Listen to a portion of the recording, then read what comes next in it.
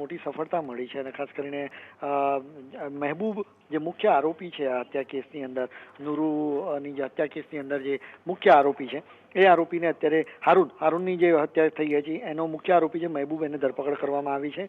જે મોટા પ્લાનિંગ હેઠળ આ કામ ચાલી રહ્યું હતું લાંબા સમયથી.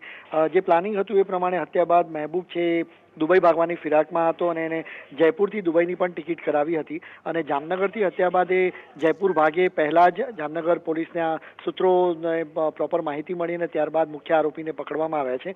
બાકીના જે 4-5 આરોપી છે એમને પણ સાંજ સુધીમાં પકડી લેવામાં આવશે એ પ્રકારે સૂત્રો દ્વારા માહિતી મળી રહી છે. ખાસ કરીને જે રેન્જ આઈઆઈજી છે અશોક યાદવ, એમના દ્વારા એક આ મામલે એસઆઈટીની રચના કરવામાં આવી છે એસપી જામનગરની આગેવાનીમાં. સાથે સાથે માહિતી એ પણ મળી રહી છે કે જે પણ આરોપીઓ છે, કારણ કે ગેરકાયદેસર પ્રવૃત્તિઓની અંદર સામેલ છે આ તમામ આરોપીઓ, એ આરોપીઓની જે પ્રોપર્ટી છે, જે ગેરકાયદેસર મિલકત છે કે નહીં, અને જો ગેરકાયદેસર એમની મિલકત હશે તો એમની મિલકતો પણ તોડી પડાશે એ પ્રકારની માહિતી પણ સામે આવી રહી છે. એટલે કે સરકાર અને એડમિનિસ્ટ્રેશન એ બહુ સખ્તી બરતવાના મૂડમાં છે. ખાસ કરીને કાયદાકીય રીતે એમના ઉપર પગલાં ભરવામાં આવી રહ્યા છે. અને જ્યાં સુધી આરોપીઓનો સવાલ છે, એ આરોપીઓ લાંબા સમયથી ગેરકાયદેસર પ્રવૃત્તિમાં સામેલ હતા અને જે મુખ્ય વકીલ હારૂન છે એ એમને ધમકી પણ આપી રહ્યા હતા કે આપ અમારા સામેને પક્ષના વ્યક્તિઓ સાથે એના કેસીસ આપ કેમ લડી રહ્યા છો, અને એ મામલે ખટરાગ થયો હતો ને ત્યારબાદ આની હત્યા કરવા માટેનું એક પ્લાનિંગ કરવામાં આવ્યું હતું ને ગઈકાલે એની હત્યા કરવામાં આવી હતી. પરંતુ જામનગર પોલીસની સતર્કતાના કારણે